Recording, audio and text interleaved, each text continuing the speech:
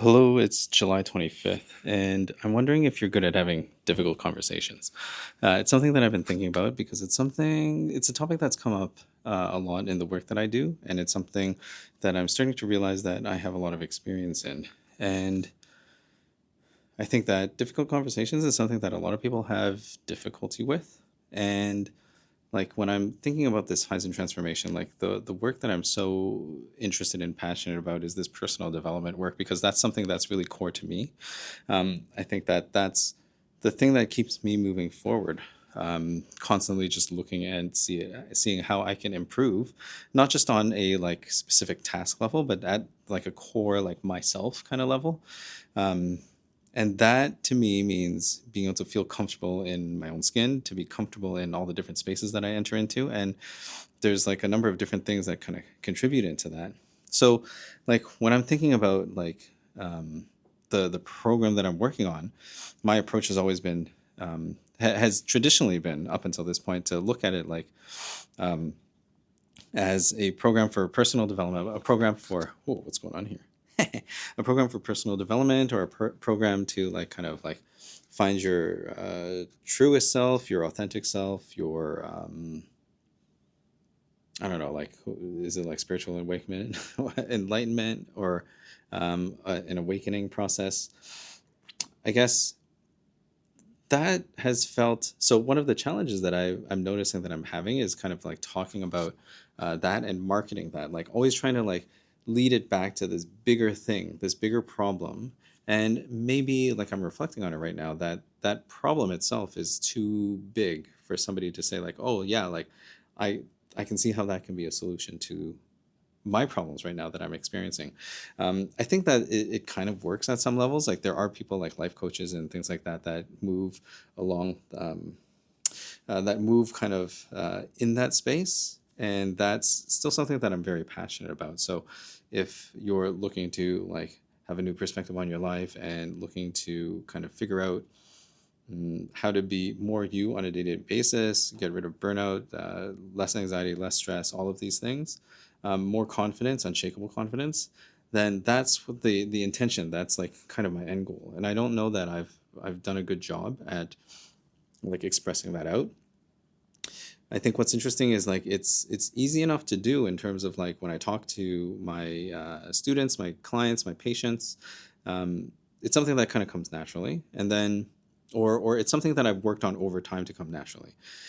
The thing that I recognize kind of in all of this is that people are having difficulty having the conversations, and it's maybe it's depends on topic. Like if you work in healthcare, you might be talking with patients who are not doing well. Maybe they got a new diagnosis. Maybe they had a family member pass away or die, right? Um, and even like death. The death is a big topic. Like I worked with I did a grief coaching seminar and training with a nurse named Erin, and the like that was such an enlightening experience. I find that I get a lot of inspiration and aspiration from seeing like all of this type of work, and it's really expanded my own way of interacting with others. Um, that is one of those things that really help me understand and be comfortable in having difficult conversations.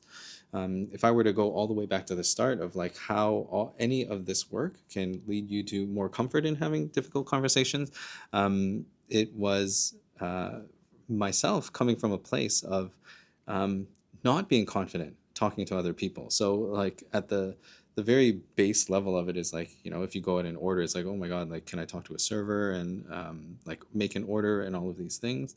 And I think that, you know, even talking in that kind of like service context where you're like, you know, I need a service or something, and feeling nervous about that, like that's a place that I think a lot of us start at. I see it in my kids when they were younger, and part of that is just like encouraging them to go and have those conversations. But then it kind of extends into other kind of like domains as well. So like even with friends, like I remember a lot of difficulty in connecting with friends and other people and even family members and things like that. Like family, it's a lot easier because it's like you're kind of like forced into proximity. I'm thinking of my cousins and like the time that we used to spend together as children. on long weekends and holidays and stuff like that. Um, in addition to them being like really great and fun people and like awesome people to hang out with. Um, and we have like that shared background and understanding like this, coming from the same family and like very similar upbringings or similar experiences. There's a lot more kind of connection there. But then as I continue to grow older or like have different groups of friends, I remember always feeling a little bit stressed out or confused of like the best way to interact. One thing that I often felt was like not necessarily being ignored, but like not knowing where to interject, and not knowing kind of where to speak up, or feeling like I was being overlooked or something like in some of those relationships. Like for the longest time, I never had any best friends, no besties. It was very much like a solo go at life. Um, and then like when I started into my relationship with Adrian, we were dating and uh, are married now. There's like so much that I learned from that whole experience, and there were a number of difficult conversations there because it's like you're working on connecting your life with the life of another person. They're coming from a different background, different perspective, and all of these different things. And that was probably one of those things that required me to flex a lot, like understand, like, okay, this is like, I want this relationship. And I know that there are things like I'm engaging or I'm having a part in the difficulty that I'm having, like the difficult conversations. Um, and that was a whole experience. And that was kind of like trial by fire in terms of like learning through experience.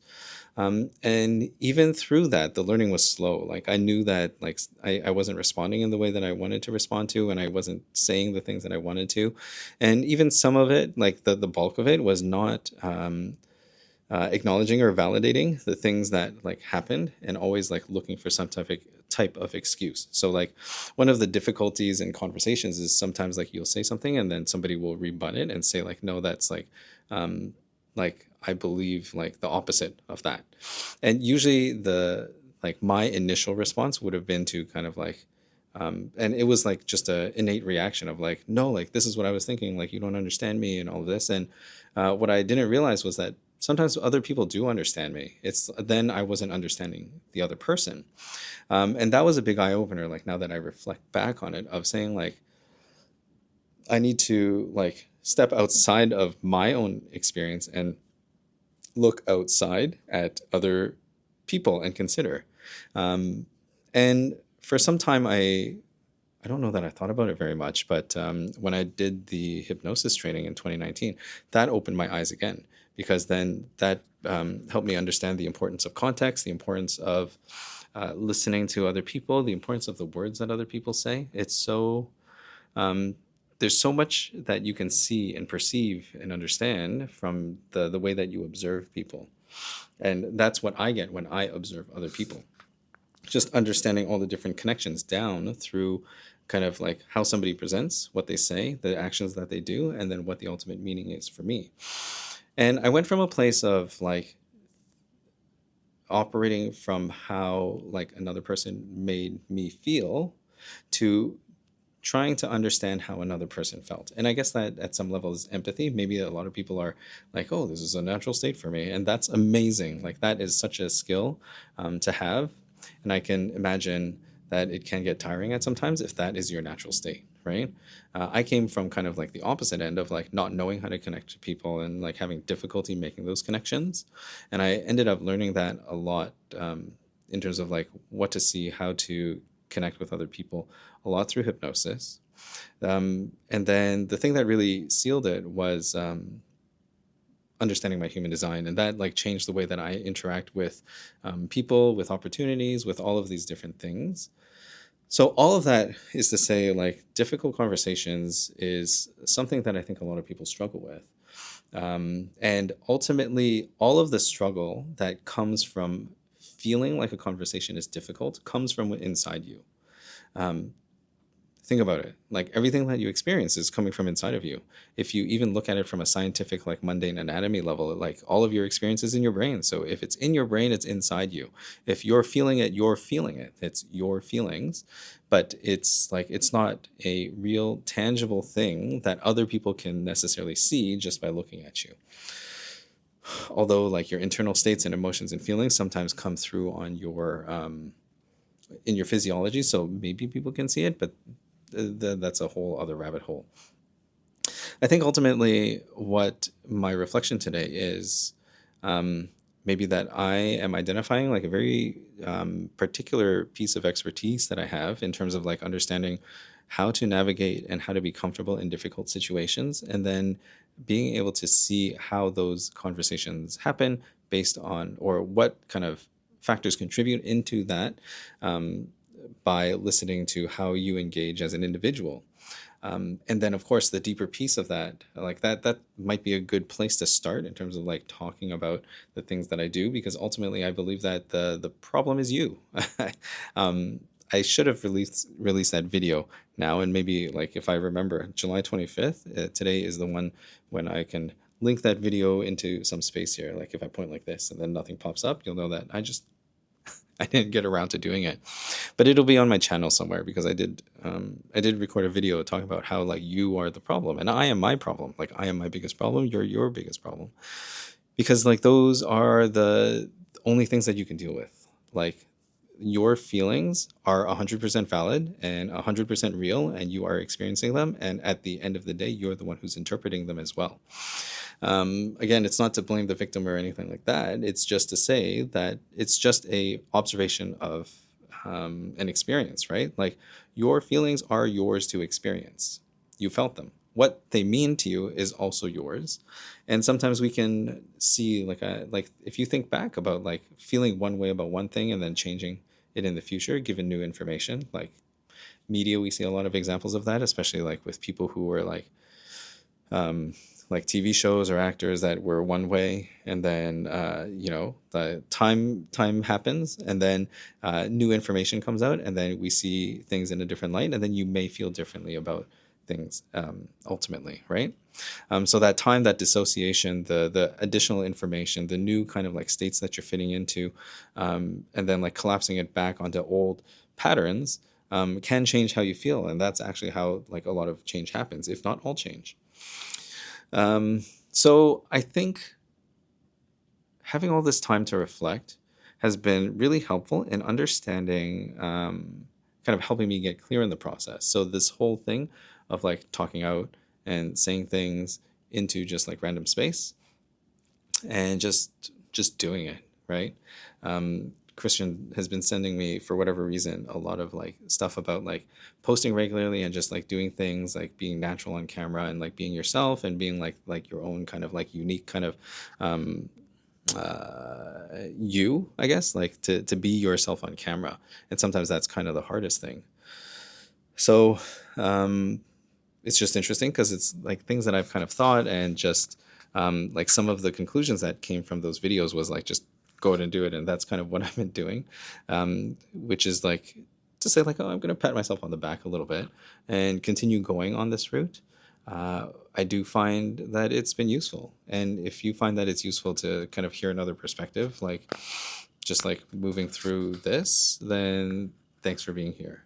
And I wonder if like difficult questions is something that you struggle with. Like oftentimes when I get into working about things like this, it's like, okay, like difficult questions. What else can I call it? What other like kind of like fancy thing can I like frame it as? Like, like all your experience is a body field. And then it's like, now I have to explain to you what a body field is.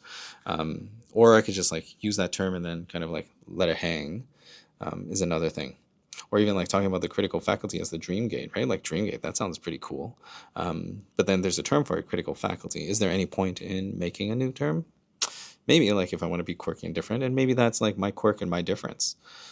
So I'm thinking about difficult questions. I'm thinking about difficult conversations, even like maybe difficult conversations is a better way of framing it, right? And like maybe like bringing it down to the deepest level is like learn to talk good. Like I could make a program like that. Learn to talk good. Um, and that would be kind of like the basis of the Heisen transformation. Heisen transformation, learn to talk good. Go from someone who talks bad to someone who talks good. Anyways, that's my time for today. Thank you for hanging out with me, and we'll see you tomorrow.